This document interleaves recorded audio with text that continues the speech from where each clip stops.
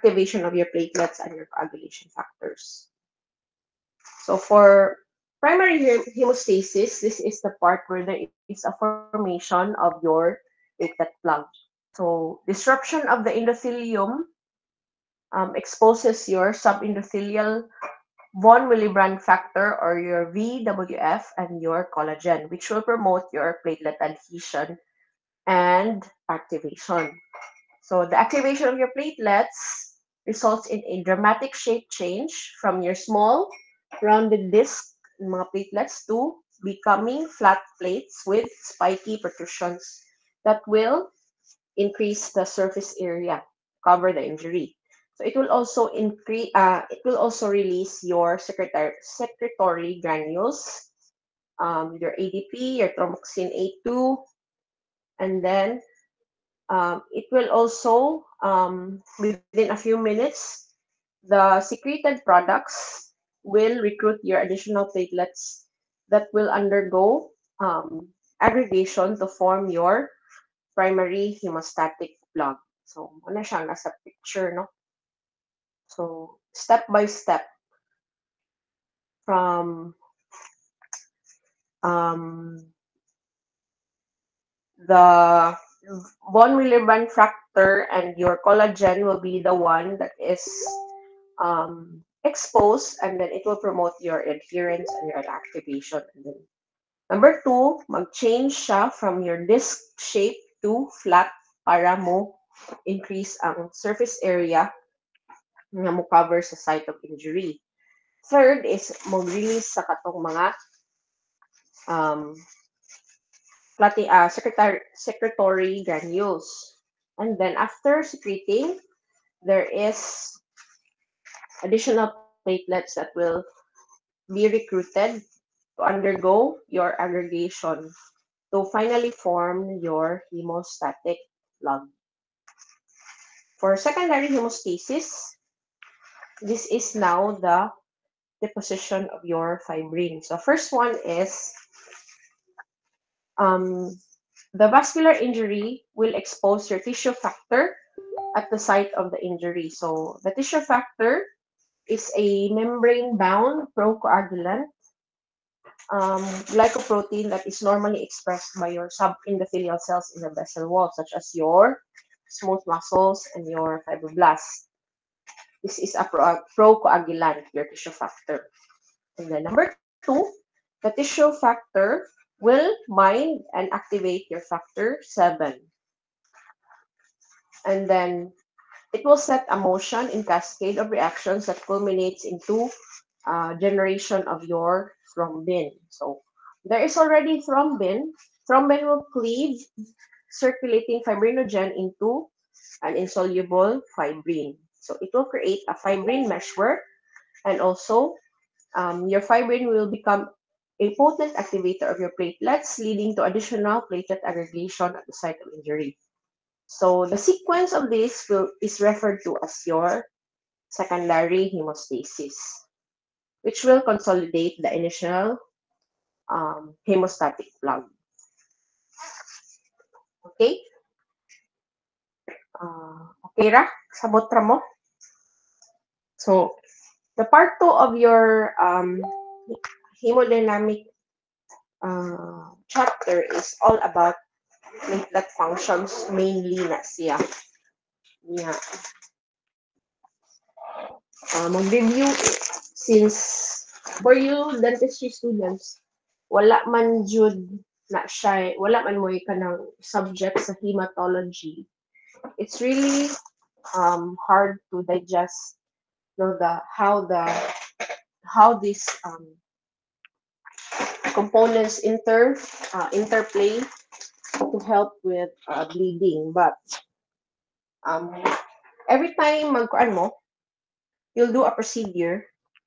Example, tooth extraction, no? So, example lang na siya. If you perform a simple tooth extraction, so naaman dyan na siya dugo after pulling out the tooth. So, imagine na mo na siya ang area na na-expose to activate your platelets. So, if in a much unanticipated circumstance, mo kuan siya, fail ang platelets to form the plug. Ang katong simple tooth extraction, mag-bleed ang patient. So you have to know how a plug can really help stop the bleeding. Sige. So we are now in clot stabilization and resorption. So the polymerized fibrin will form your permanent plug. It will undergo contraction to form a solid permanent plug that will prevent further hemorrhage. So at this stage, your counter-regulatory mechanisms like your TPAs or your tissue plasminogen activators made by the endothelial cells are set into motion that limit clotting to the site of your injury. So it will eventually lead to clot resorption and tissue repair.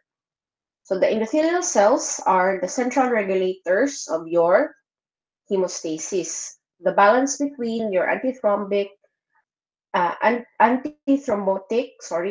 prothrombotic activity of the endothelium determines whether the thrombus formation, propagation, or dissolution will occur. So, pinaka-importante si endothelial cells in terms of hemostasis regulation.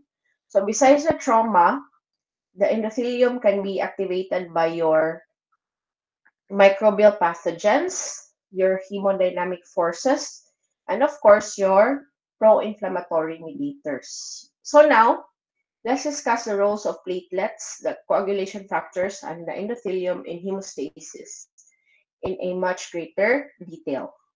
So for platelets, platelets are a nucleate, so walay nucleus, cell fragments from your megakaryocytes.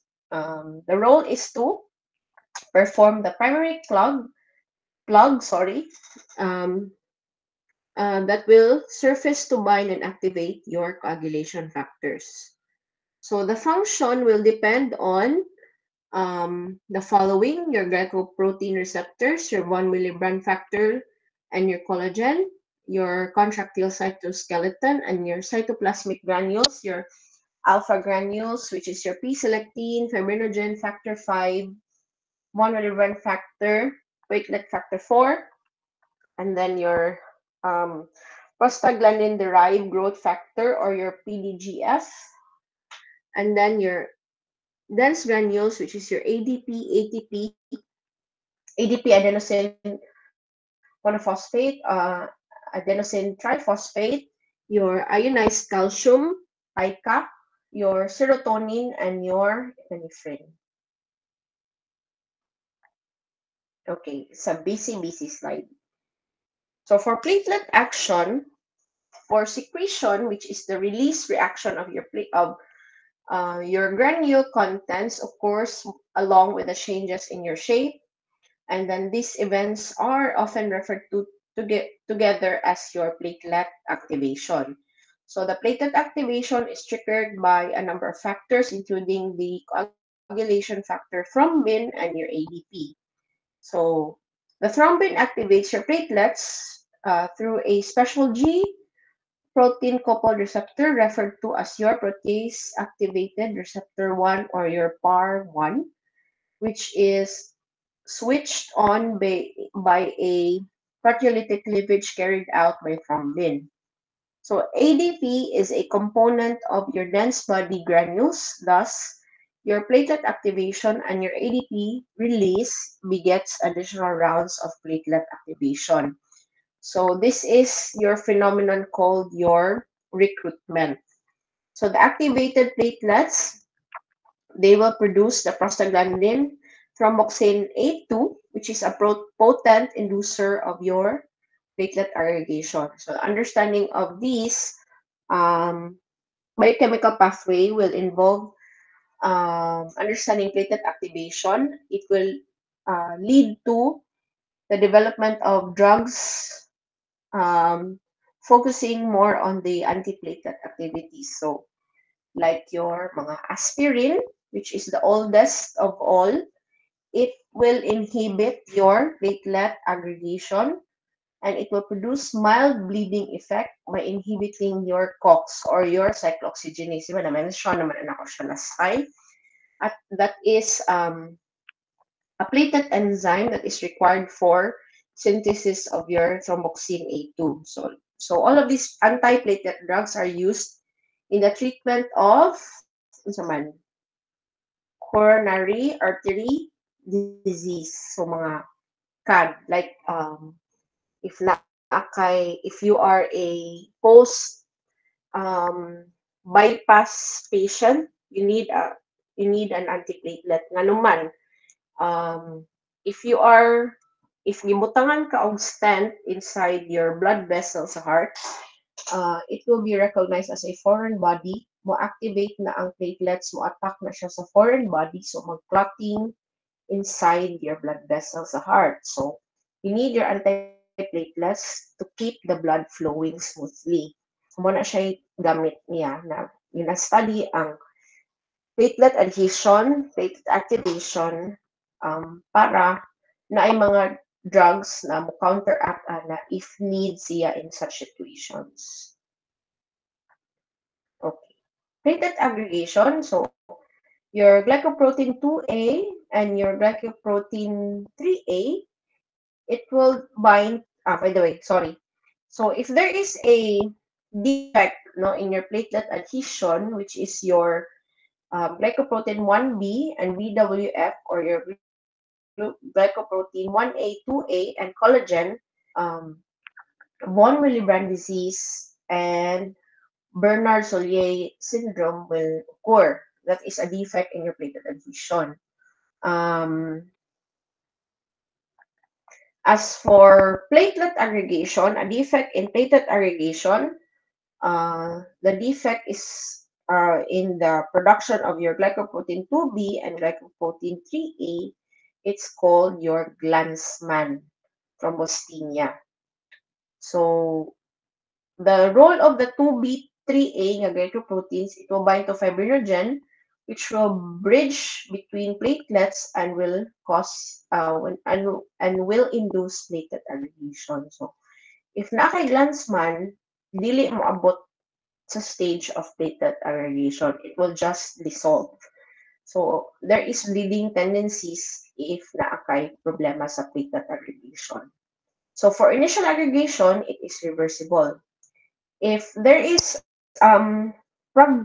progression, so there is already a lot of platelet plug and further activation, it becomes irreversible. So the thrombin will convert fibrinogen into insoluble fibrin, which is the one I mentioned from the secondary hemostasis. Okay, key concepts. Ano siya? Alright? Sana lang ninyo, ha? So, we will now go to coagulation cascade. So, mo ni siya ang mga clotting factors from 1, 2, 3, 4, 5, 6, 7, 8, 9, 10, 11, 12, and 13.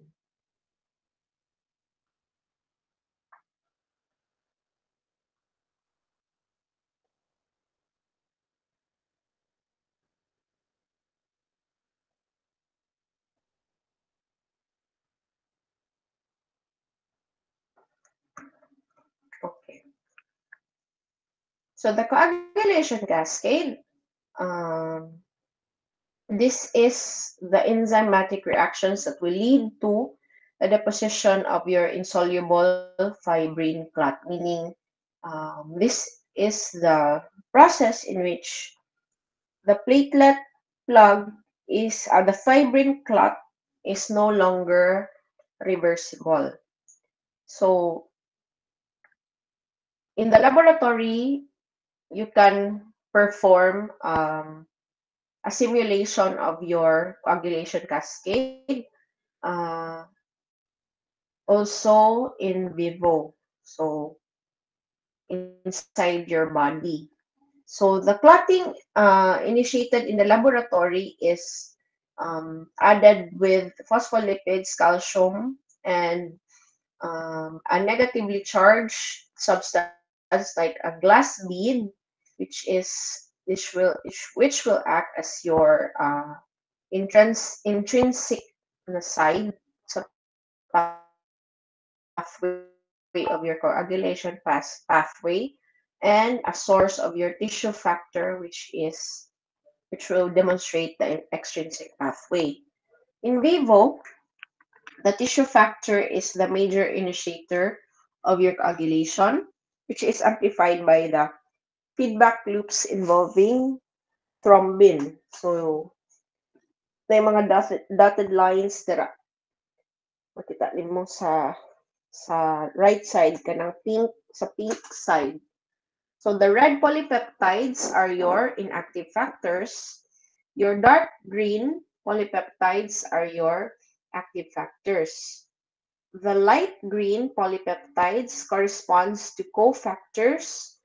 Um, these are your reaction accelerators. So the factors that are marked with an asterisk are your vitamin K dependent factors, which are your protein C and protein S, which is not in the picture. And then warfarin is your anticoagulant that inhibits your gamma carboxylation of the vitamin K dependent coagulation factors. Alright. So ang vitamin K, it is an essential cofactor for the synthesis of all these vitamin K dependent clotting factors. So at birth, ang newborn, injectionan dyan na nila o vitamin K to prevent bleeding. No, because it is an essential cofactor for clotting factors that are vitamin K dependent. So kanang na yung mga asterisk, as you can see mo na yung mga vitamin K dependent nga clotting factors. So your factor 7, factor 9, and your factor 10. Alright. So again, coagulation cascade is an enzymatic reaction that leads to the deposition of an insoluble fibrin clot. So ako na ni siyang gi-mention ganina.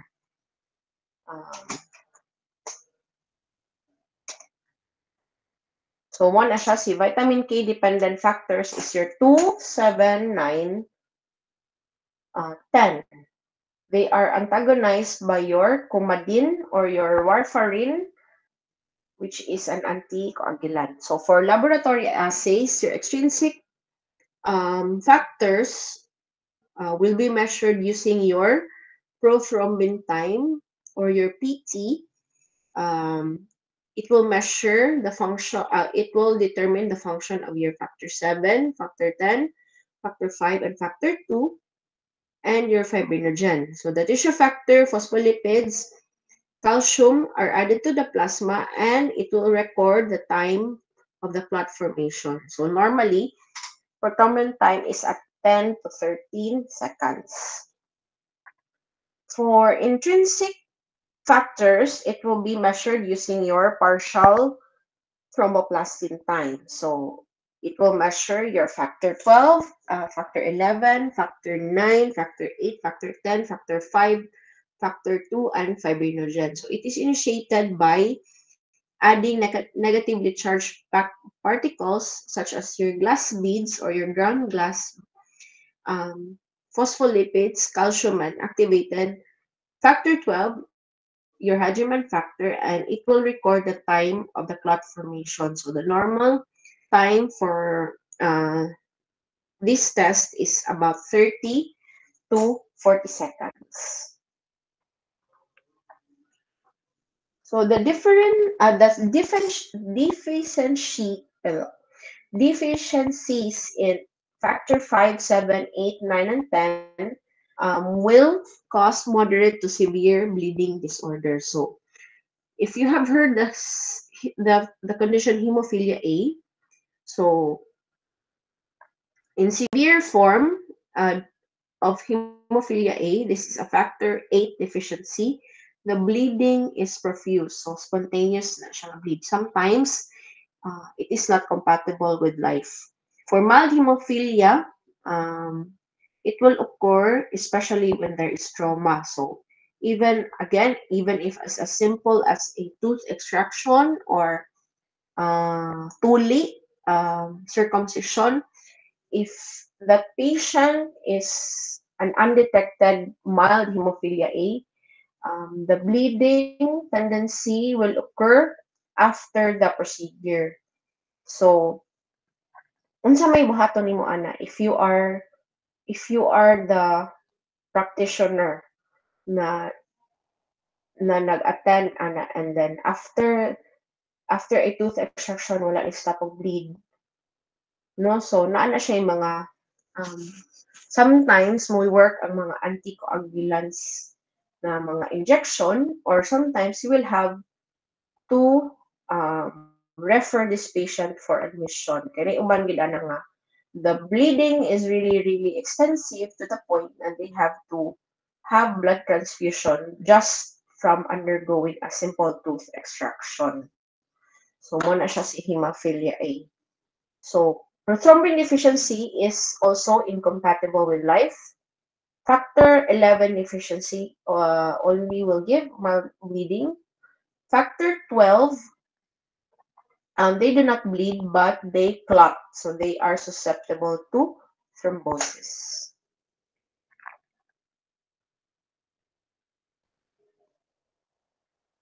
So, based on the effects of the various factor deficiencies in humans, it is believed that in vivo, the factor 7A uh, and the tissue factor are the most important activator of your factor 9.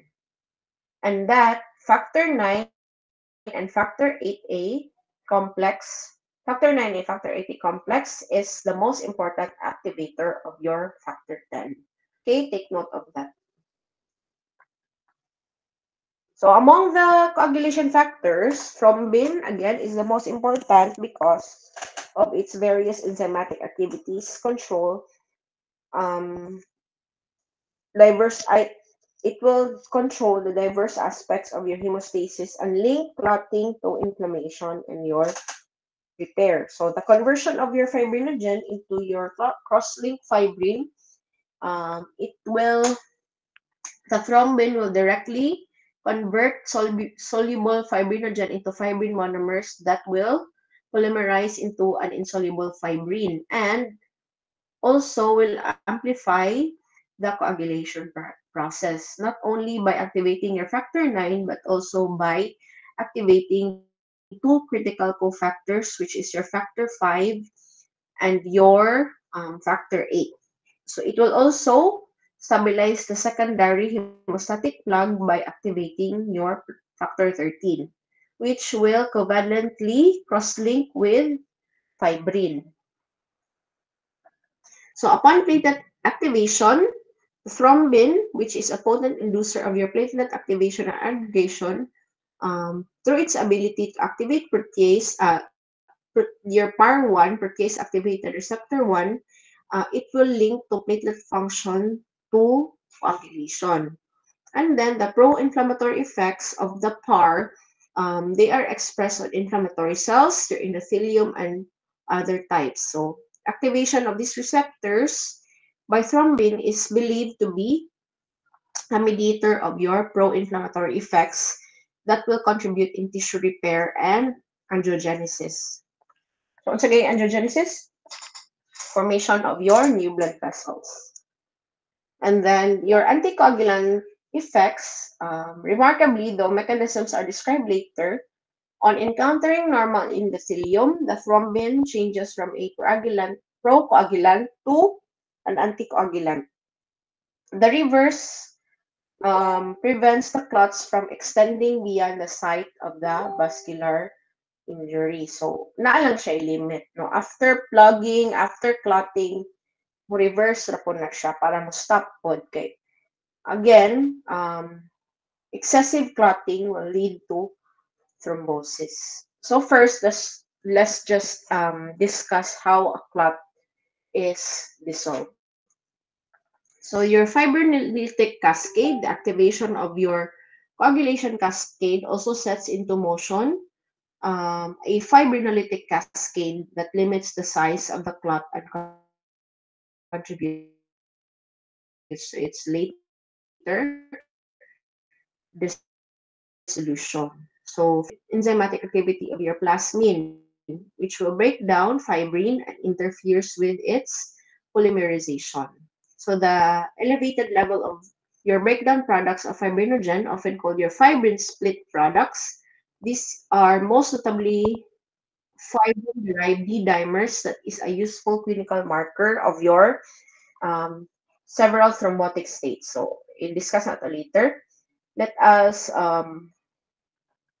take the look. Let's look at the diagram on the next slide.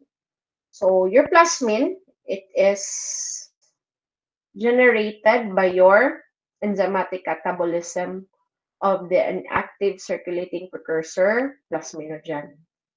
And as I was plasmin, again, they will um, they are generated by your plasminogen, either by your factor 12 dependent pathway, possibly explaining the association of your factor 12 deficiency and thrombosis, or by your plasminogen activator, so your PA.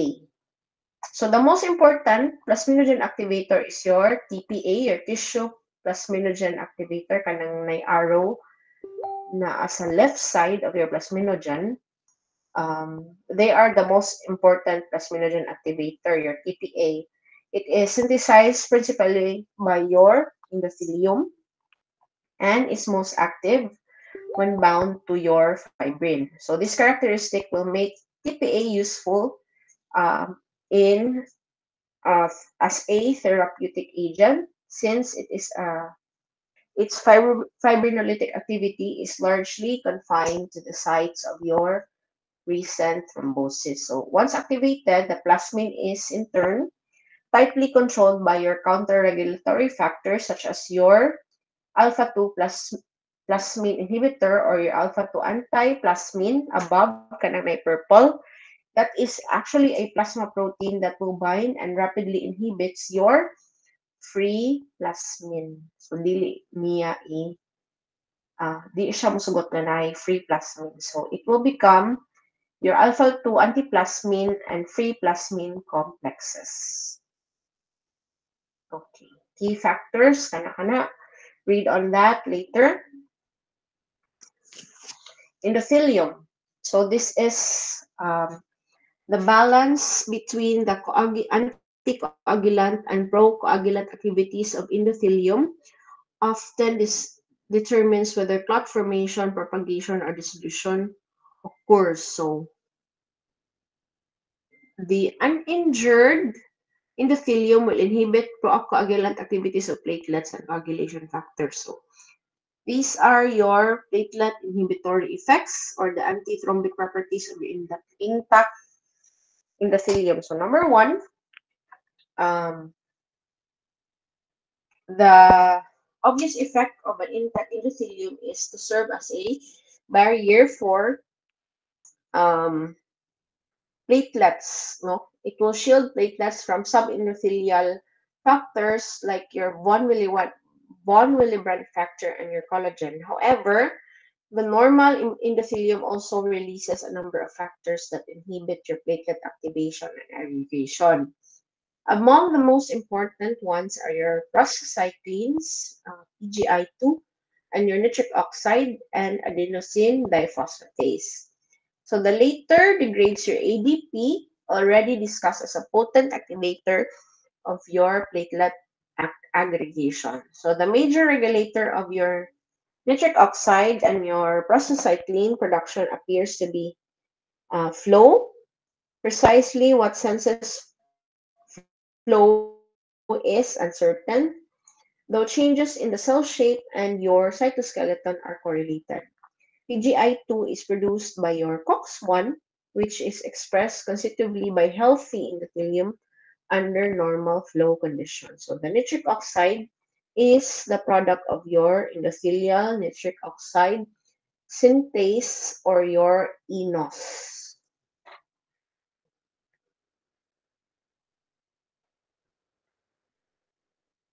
Okay.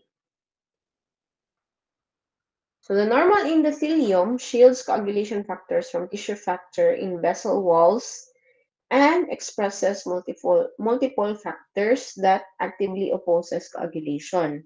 This is most notably your thrombomodulin, endothelial protein C receptor, your heparin-like molecules, and your tissue factor pathway inhibitors.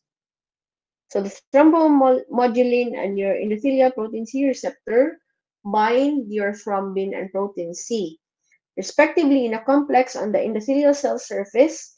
When bound in this complex, the thrombin loses its activity to activate your coagulation factors and platelets, and instead, it will cleave and activate your protein C. Um, so again, protein C is a vitamin K dependent protease that requires a cofactor, and then your cofactor is your protein S. So activated protein C and protein S na complex, it is a potent inhibitor of your coagulation factors 5A and factor 8A. So heparin-like molecules on the surface of your endothelium will bind and activate antithrombin, asan ako? Antithrombin 3, which then will inhibit your thrombin and factors 10A, 9A, 11A, and 12A. Sorry, wait sa ha. Nalipong ako.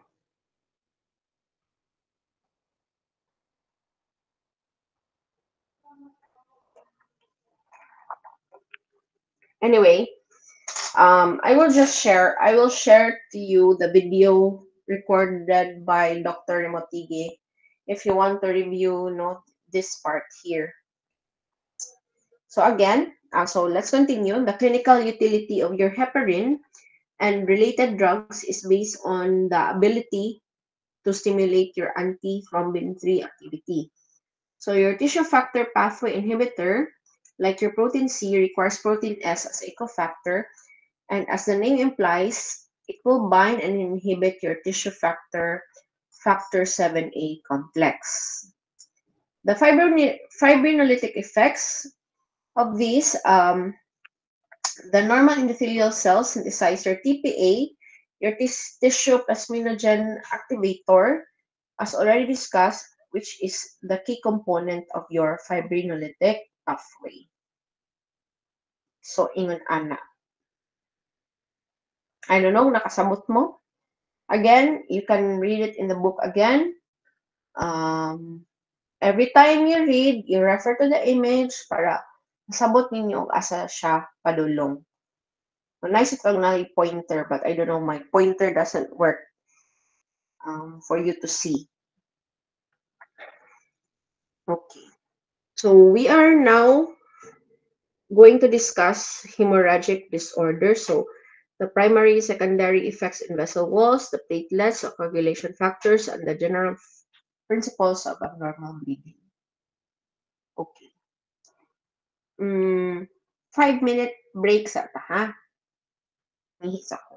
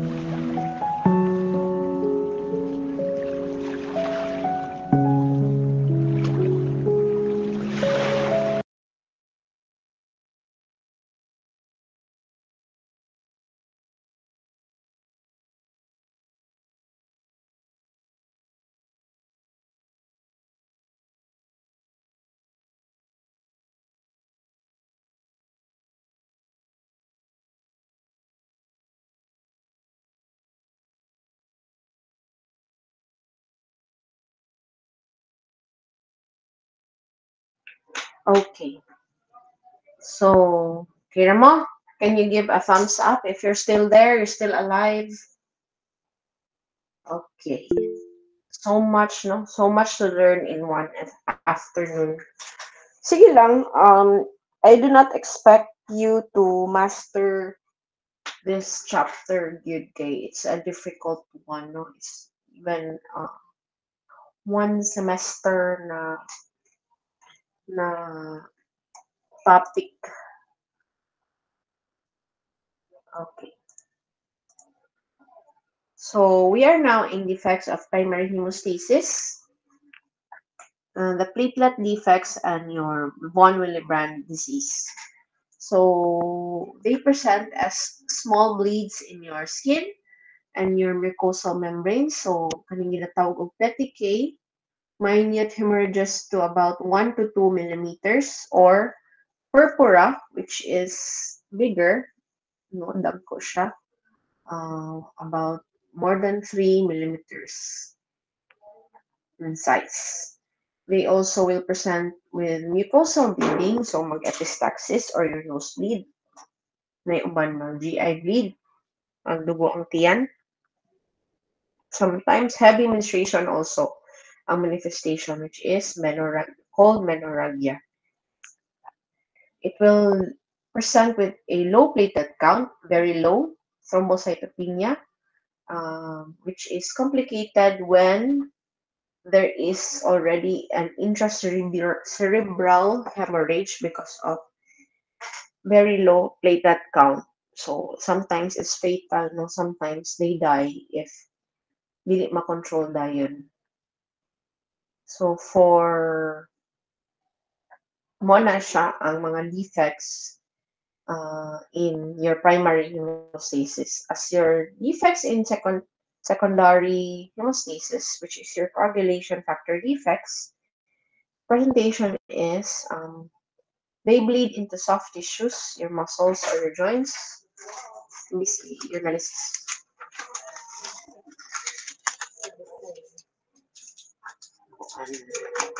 Ipa mid ipa ipa midstream siya palihon. Sige. Okay. Dahil na malinaw sila ipa midstream. Thank you. Okay, let's continue. So it will present with a bleeding into your soft tissue, such as your muscles, or it will also bleed into your joints, like your hemarthrosis after a minor trauma. So sometimes, kanang hemarthrosis, it is a classic characteristic of your hemophilia. The third category is your generalized defect involving your small vessels. So this will present with a palpable purpura. So mahikap nimo ang mga katong minute hemorrhages. No, mura siya magburot-burot siya, but it's reddish to purple in color if you look at it physically. And then may ecchymosis or your bruising, which are hemorrhages from about 1 to 2 cm in size. Hematoma is a large volume of blood that becomes a palpable mass. If nakasuway na mo, nga nikuan mo og dugo sa inyong arm, unya, kana bitaw, moingon man na sila after getting a blood sample nga. I-press lang ang cotton for 2 minutes or i-massage siya. So, sometimes, kung hindi na ninyo buhaton, kapuyan mo, mahimo na siyang hematoma. Kay wala ni tarong clot ang dugo sa ilalom. So important kay na siya ang reminder after blood extraction or after blood donation to press the area where the injection was inserted. Kaya aron dili siya maghematoma. Alright. So the first picture on the left, that is your petechiae, punctate petechial hemorrhages. This is in your colonic mucosa, which is a consequence of your thrombocytopenia or a decrease in your platelet count. Ang right side, the image on the right side is in the intracranial bleeding. Nag-hemorrhage siya because there is very, very low platelet. So, wala na nag-clot, nag-bleeding na siya sa iyang brain. So, that kind of bleed, no, kadako na sa iyahang bleed, namatay din na patient. Of course, autopsy ba siya, gi-slice na yung brain kay para makakita tang tanan. So, that is a fatal intracranial bleed. So, siguro na siya sa mga volume 10 ml or greater, siguro, or 30 ml bleed. Isod na siya i-control, no? Sometimes mag-herniation na ang brain, ana.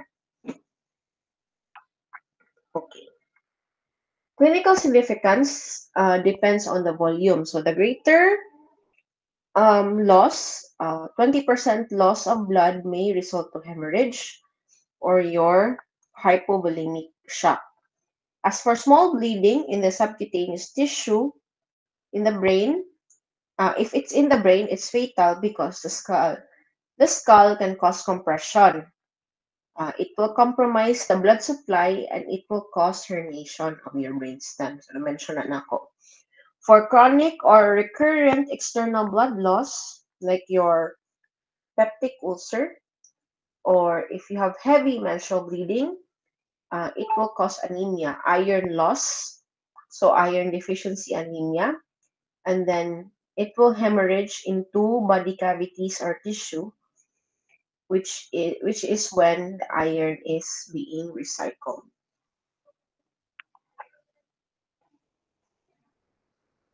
Next. Okay. Thrombosis.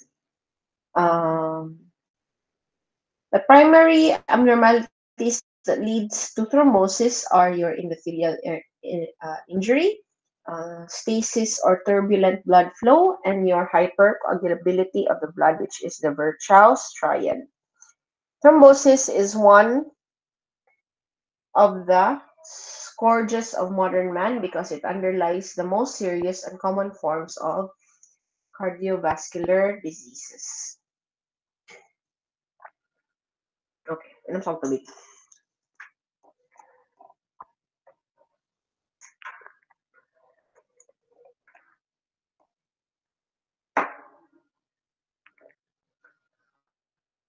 Ako po, sakit po na akong tutunan.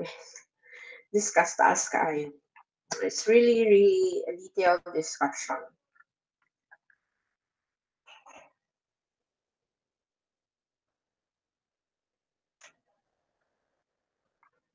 Okay.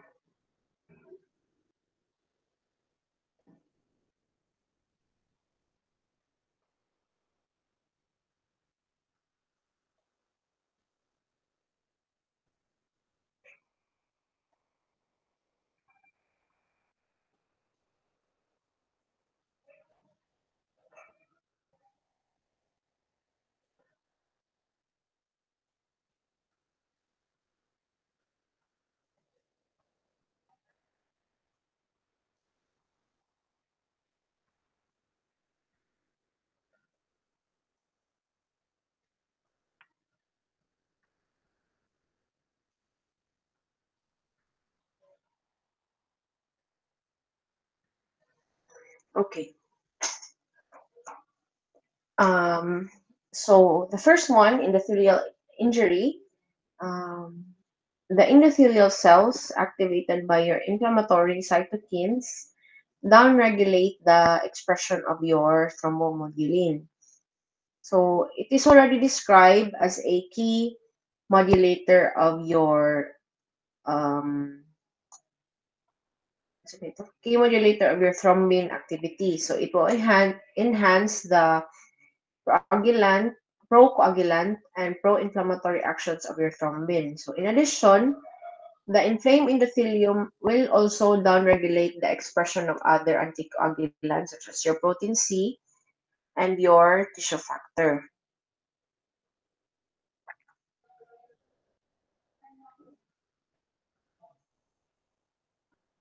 The changes that occurs will further promote the procoagulant state.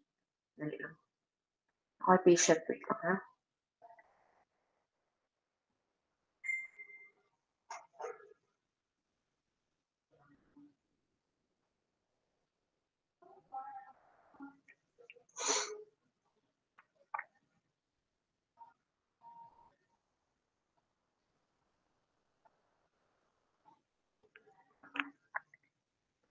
Give me 2 minutes.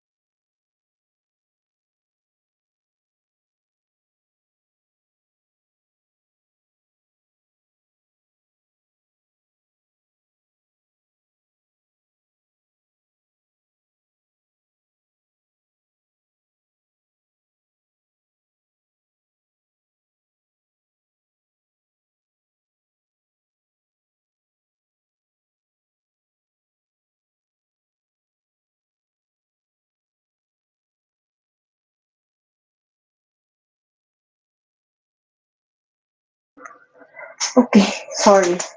All right, let's resume. So the endothelial damage will stimulate both your platelet adhesion and activation of the coagulation cascade. So the endothelial injury is frequently an initiating factor when thrombus occurs in the arterial circulation. So dili kaya siya sa venous or on sa arterial siya ang endothelial injury. So the common causes are your um, high shear stress in your heart and toxins from inflammatory processes. So the metabolic abnormalities will change your gene expression to favor prothrombotic, which is called your endothelial dysfunction.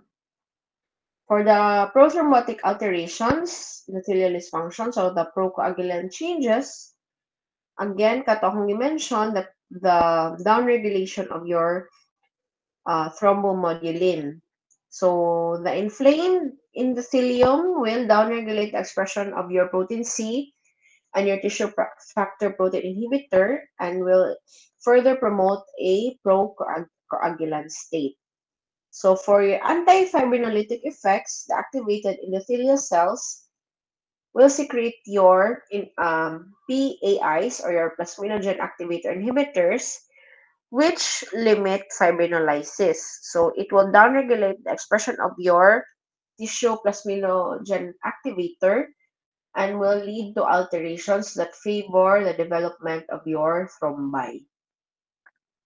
The alterations in your blood flow, the two factors which contribute to formation of your thrombosis by altering the normal blood flow is your turbulence and your stasis. So the turbulence in your blood flow, it means a deviation of the bloodstream which becomes distorted and abnormally hits the vascular and cardiac lining. So it will not only will it be deviating the platelets towards the endothelium, it will also lead to endothelial damage. So it will contribute to arterial and cardiac thrombosis. So parihara na siya sa turbulence yun actually sa aeroplano. So it will distort your blood flow. So for stasis, this is a full stop, a full cessation siya. So this is a major factor in your venous thrombosis. So the normal blood flow, it is a laminar blood flow. So the laminar blood flow, the cellular elements will flow centrally in the vessel lumen, separated from your endothelium by a slower moving clear zone of plasma. So the stasis and the turbulence will lead to thrombosis in the following manner. So they disrupt laminar blood flow and bring platelets in contact with the endothelium. They prevent dilution of activated clotting factors by fresh flowing blood. They retard the inflow of clotting factor inhibitors, and permit the buildup of your thrombi, and they will promote endothelial cell activation, predisposing to local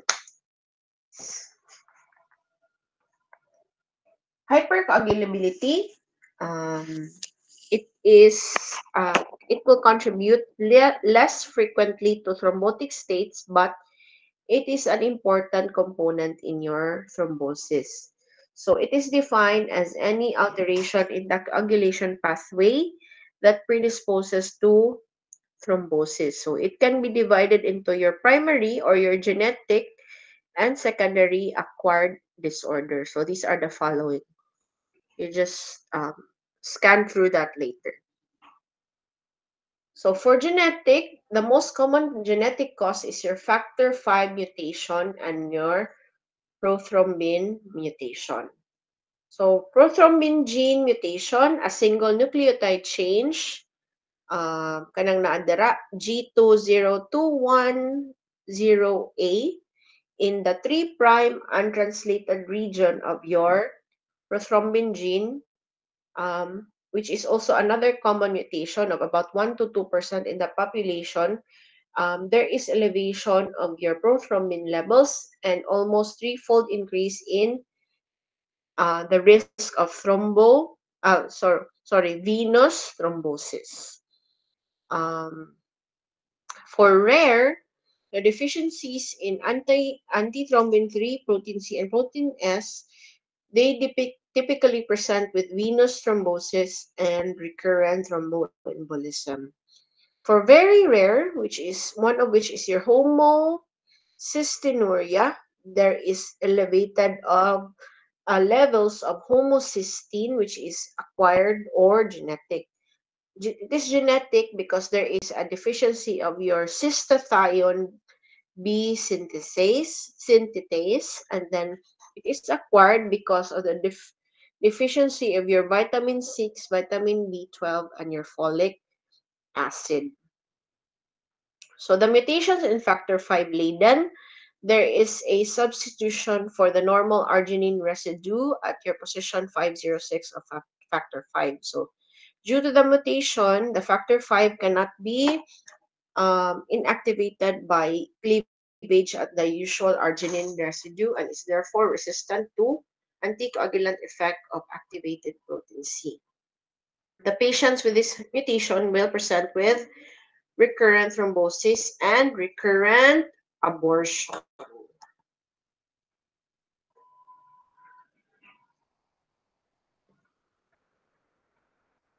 So a single nucleotide substitution, so from G to A in the 3' untranslated region of the prothrombin gene is fairly a common allele. So this variant results in increased prothrombin transcription associated threefold risk of venous thrombosis, as I mentioned now.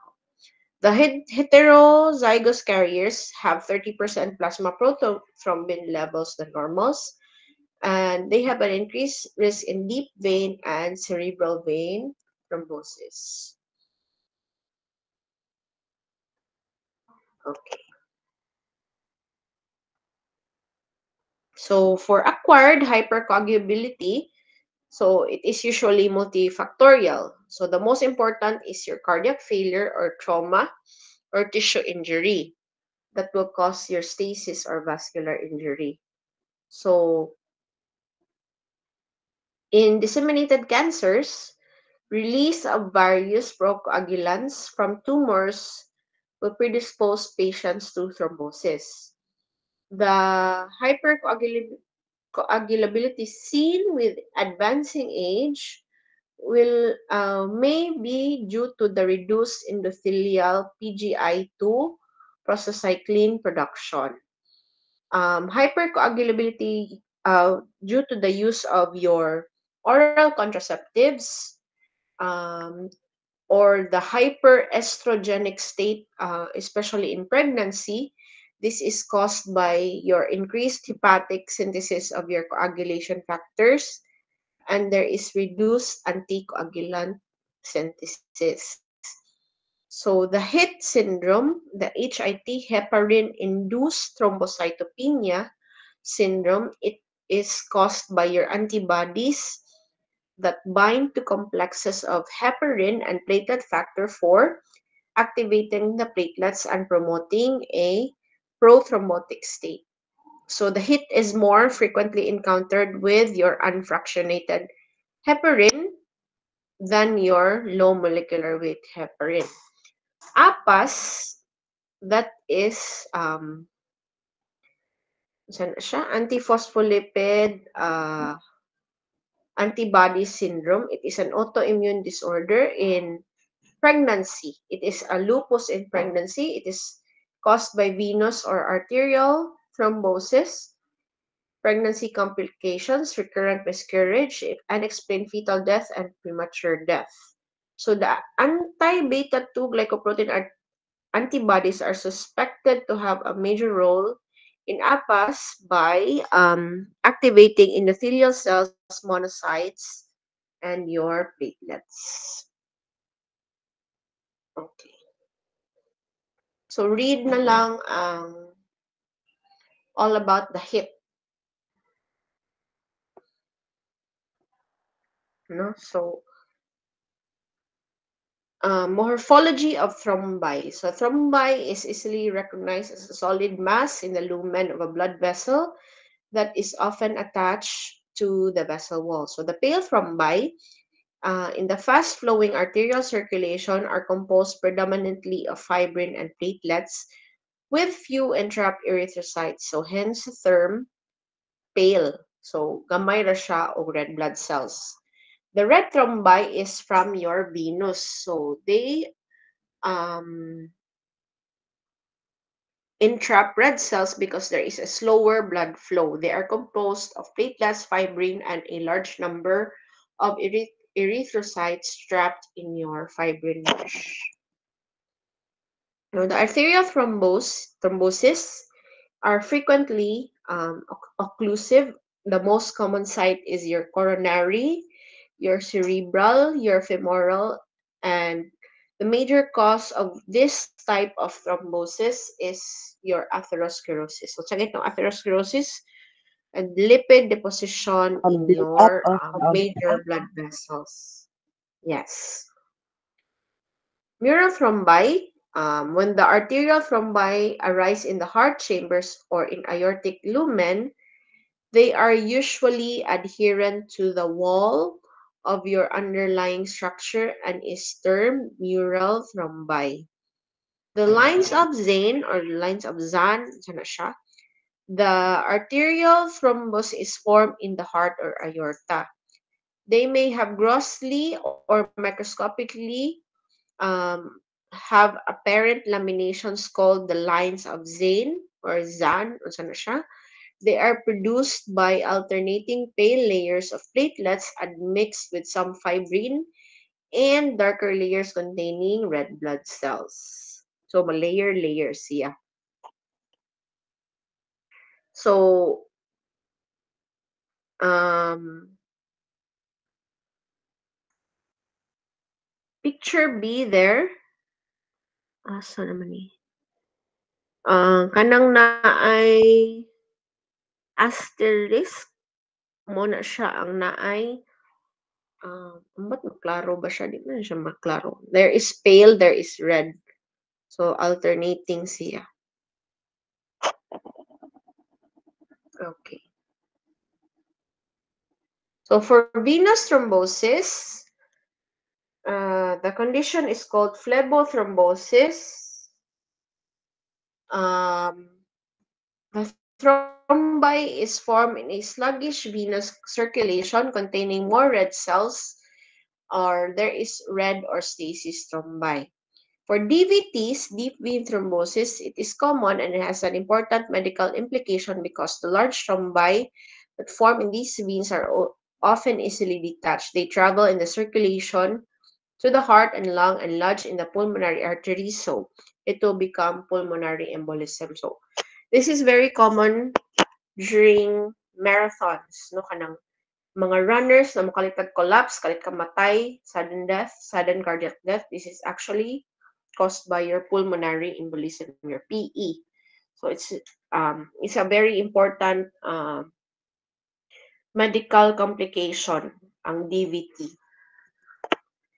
For vegetations, the thrombi on the heart valves, they can be infected or sterile. So infected if it occurs in infective endocarditis.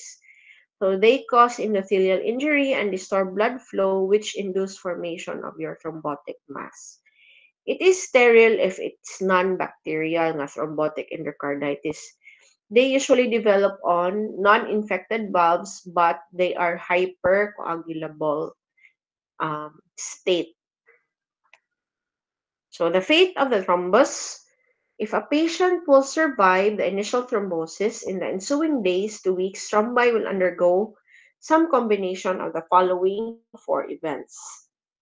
Propagation, so the thrombi will accumulate additional platelets and fibrin.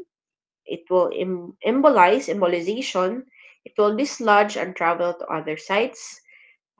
It will there is the solution. There is result fibrinolysis. Depends on size and when it occurs.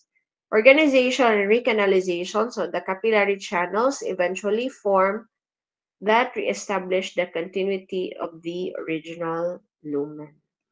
You may type your question if nakay question koan sabi? Isa tong ni-raise of hand. Amundina, you can type your question. I will answer it later. Sige, let's continue first. Okay, read lang na diha. Nanata sa DIC. DIC, it's a disseminated intravascular coagulation. It's a widespread thrombosis within the microcirculation that may cause sudden or an insidious onset. It is a non-specific disease but is a complication of a large number of conditions associated with systemic activation of your thrombin. So, kaning microvascular thrombi, it can cause diffuse circulatory insufficiency and organ dysfunction, affecting the brain, the lungs, the heart, and the kidneys. So, to complicate the matter, the runaway thrombosis uses up platelets and coagulation factors, hence a synonym consumptive coagulopathy. And then it will activate fibrinolytic mechanism. So, the symptoms initially related to thrombosis can evolve into a bleeding catastrophe such as hemorrhagic stroke or hypovolemic shock. So, introduction lang ni siya sa DIC, dili lang ta mo cover sa whole thing, no? Kay grabe dyan na siya ka complicated ang DIC. So, proceed na lang ta sa embolism. Okay. Before we proceed, question up is thrombosis really fatal for patients to die even surviving uncaused thrombus?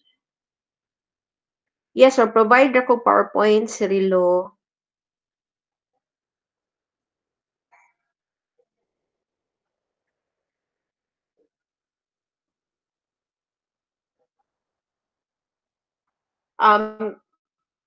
Moto, if the thrombosis is really extensive, mamatay jud ang patient. Kay, again, the fate of the thrombus, lain-lain man to siya, katong gi, pakita na ko ganina, lain-lain siya. So, kani, ang one of the really fatal effects of the thrombus is the embolization. So, mag-embolism siya, meaning, katong example, if ang thrombus naara unta siya dapit sa imuhang tiyan, example lang ha, na dislodge siya, natanggal siya, ni-travel siya padung sa imong lungs, pulmonary artery, unya, if you can imagine, the diameter of the aorta in your abdomen, muadto siya sa artery sa imong lungs na gamay og diameter, from a bigger diameter to the smaller diameter ang thrombus,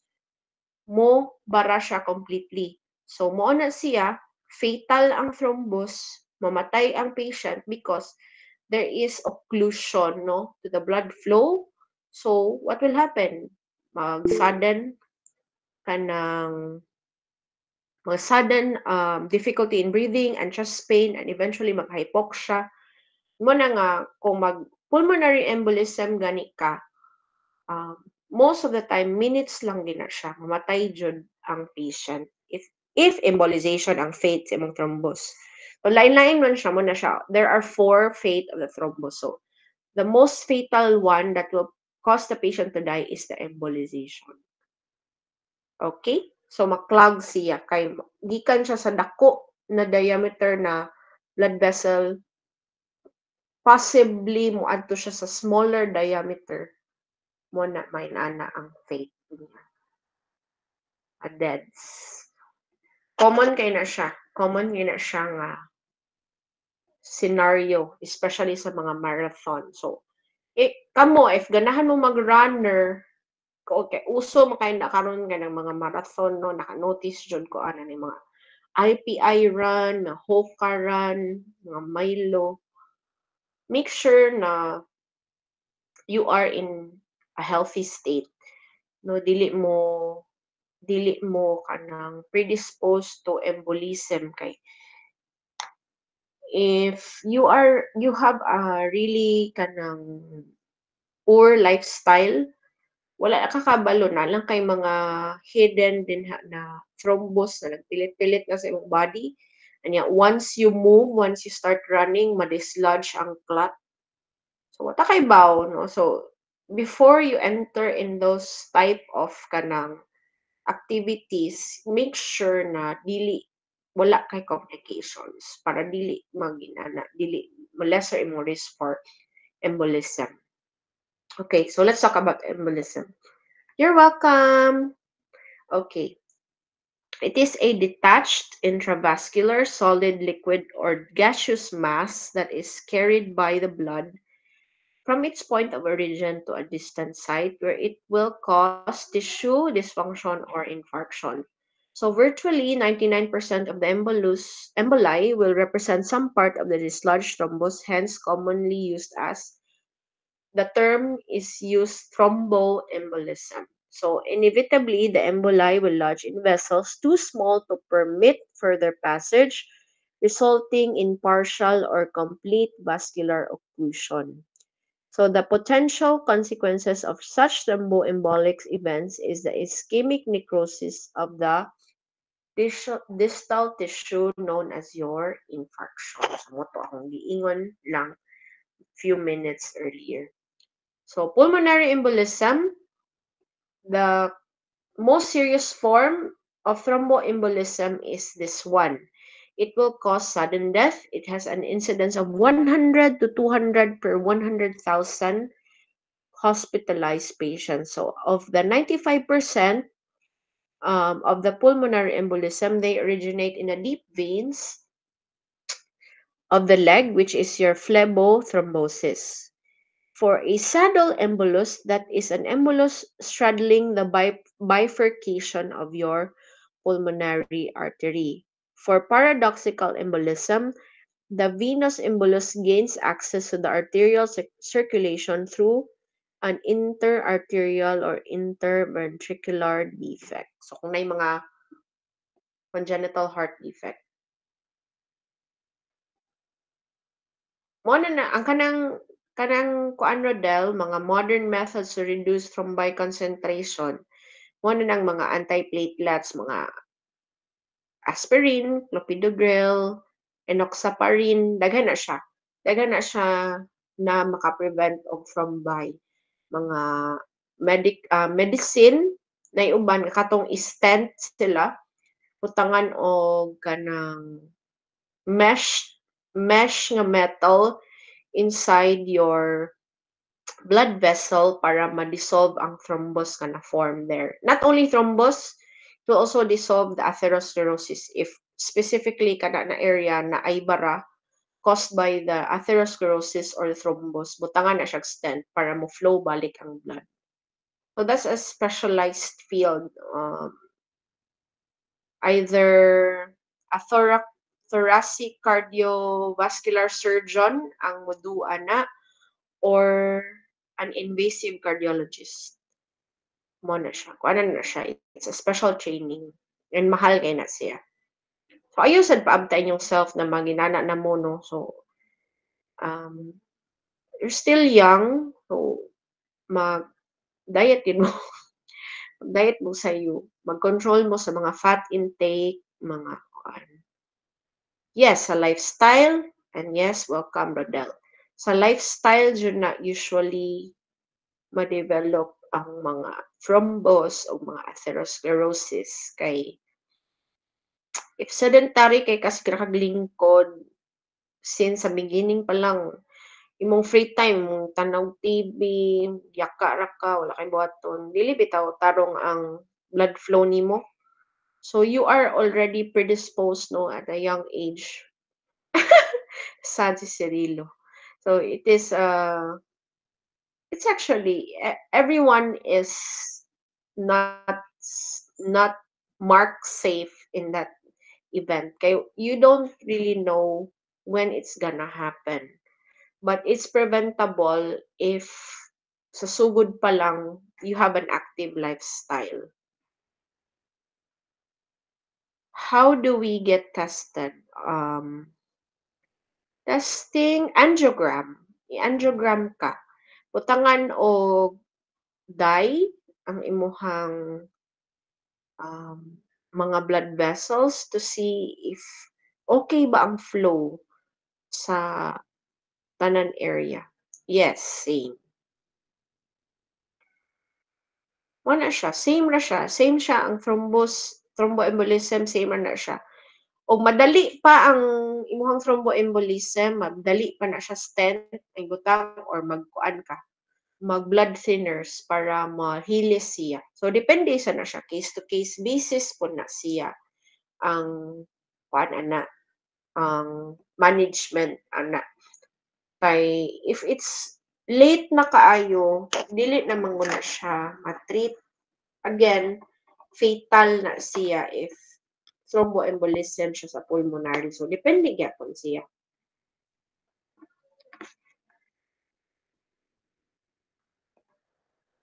Oh, yes.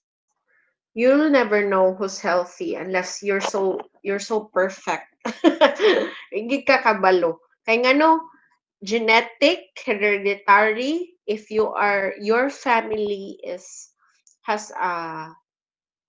has a family history of hypertension or kanang mga stroke, even if bata pa ka, na kay 1 point closer to heaven if na kay genetic predisposition.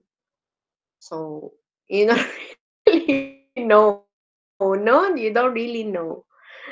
Bitaw, it's true. I will always tell my patients, no nga, if kaliwat ninyo ang high blood, kaliwat ninyo ang diabetes, if you do the same thing sa unsay imuhang nadak-an, like if you see your parents eating lechon 2 to 3 times a week, syempre mukaon pud ka kay lami ang lechon. So, kay na ka, asa ka paingon. When you grow old, no, you'll also develop the same sa imong parents. You'll have elevated cholesterol, you'll have hypertension, kay same ra mong ginabuhat. So, nanay mga kanang kuan, kanang mga tao na grabe kayog self-awareness, bata pa lang sila. Wait lang ha, wait lang. Ano? Okay. Ako like call ha. Thank you.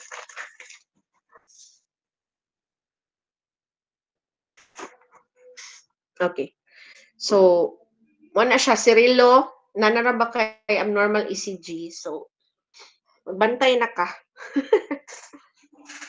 Anyway, wala man gid kay masulti nga mo na siya ang ideal diet, ideal exercise imong buhaton to prevent dying early, to prevent this type of episodes. So, it depends ra gyud siya. It's case-to-case basis. Kay kung moingon si Lord, kutob ra jud kag 25 years old or kutob ra gyud kag 30 years old, whatever you're doing there, even if nangingon nila nahigop lang kag sabaw, then natukan ka, matay ka, it will really happen. No? So you don't really know.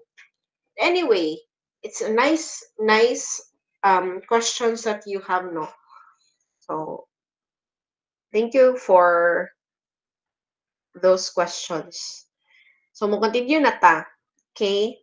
Ninyo na ta. Daghan ba tag mahibaw-an? Actually, we are slide 51 of 86. Hapit na 4. So, ningon si Miss Jo, wala daw mo'y laboratory, so basig ma-extend tag kadyot. Mag-break sa taha, mga 15 minutes lang. Kay na ako'y patient, nagipa-laboratory, na nayang results. So, I'll be back after 15 minutes.